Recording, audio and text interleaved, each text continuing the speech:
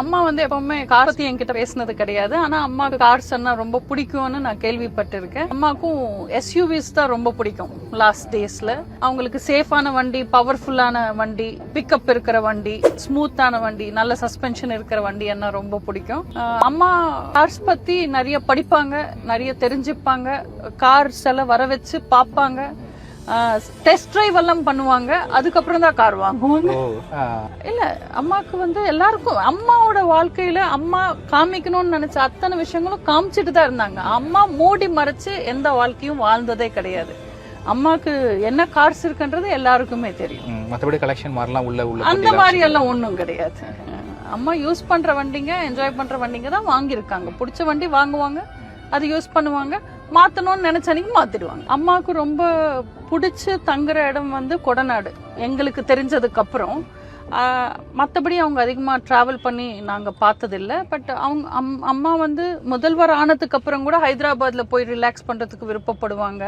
ஆக்ட்ரஸாக இருக்கும்போது நிறைய ட்ராவல் பண்ணியிருக்காங்க. ட்ராவல் பிடிக்கும், புதுசாக இடங்கள் பார்க்கறதும், புது ஃபுட்ஸு சாப்பிட்றதும், இதெல்லாம் அம்மாவுக்கு பிடிக்கும்னு கேள்விப்பட்டோம். நீங்கள் உங்கள் கான்வாயில் போயிருக்கீங்களா? இல்லை, போனதில்லை. அந்த வாய்ப்பு எனக்கு இல்லை. நான் ஏதாவது ஒரு மேடை பிரச்சாரத்துக்கோ ஏதாவது ஒரு இடத்துக்கு வந்து சேர்ந்து போக மாட்டோமான்னு ஏங்கிட்டு இருந்தேன். அது என்னோட மிகப்பெரிய ஆசையா கனவா இருந்தது. பட் அது நடக்கல.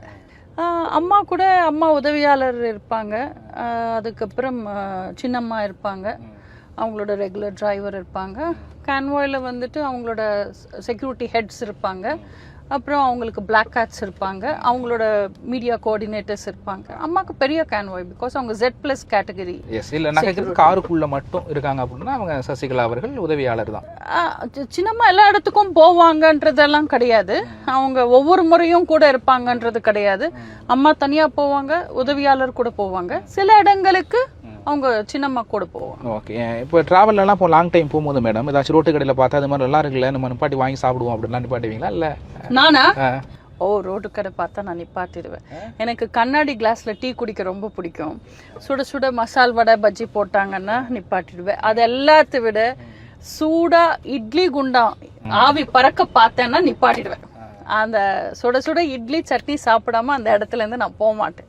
அந்த மாதிரி நிப்பாட்டி மறக்க முடியாத அனுபவம் இருக்குல்ல? எவ்வளோ தடவை சாப்பிட்ருப்பீங்க, இருந்தாலும் அது ஒரு மழையா இருக்கலாம், அது ஒரு வெயிலா இருக்கலாம், இந்த இடத்துல நிப்பாட்டி நான் இது மாதிரி சாப்பிட்டேன் அப்படிங்கிறது மாதிரி இது மறக்க முடியாத அனுபவம். எனக்கு வந்து மழை பெய்யும் போது விக்கிரவண்டி கிட்ட இருக்கிற ஒரு டீ கடையில கண்ணாடி கிளாஸ்ல டீ குடிச்சேன். அந்த இஞ்சி சாறு வந்து புளிஞ்சு அந்த கண்ணாடி கிளாஸ்ல டீ குடிச்சேன். அந்த டேஸ்ட் நான் மறக்கவே மாட்டேன். அதுக்கப்புறம் வந்து தைப்பூசம் நேரத்துல பாத்தீங்கன்னா பழனியில நிறைய கடை வைப்பாங்க, ரோட்ல எல்லாம் கடை வைப்பாங்க.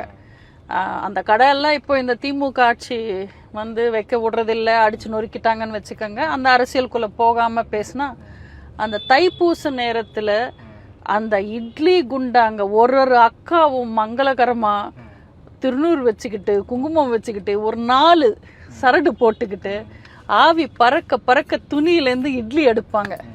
ஆனால் அங்கே ஒரு அக்கா கையால் ஒரு கட்டி சட்னி, கார சட்னி, 4 இட்லி பொட்டலம் கட்டிக்கிட்டு காரில் உட்காந்து சாப்பிட்ட அந்த டேஸ்ட் நான் என் லைஃப்பில் மறக்கவே மாட்டேன். எவ்வளோ 5 ஸ்டார் ஹோட்டலில் சாப்பிட்ருப்பீங்க, அதெல்லாம் இது தூக்கி சாப்பிட்டுருச்சு. அதெல்லாம் தூக்கி சாப்பிட்டுருச்சு. எங்கள் வீட்லேயே இட்லி சட்னி நல்லா தான் இருக்கும், ஆனாலும் அந்த டேஸ்ட் வந்து நான் மறக்கவே மாட்டேன்.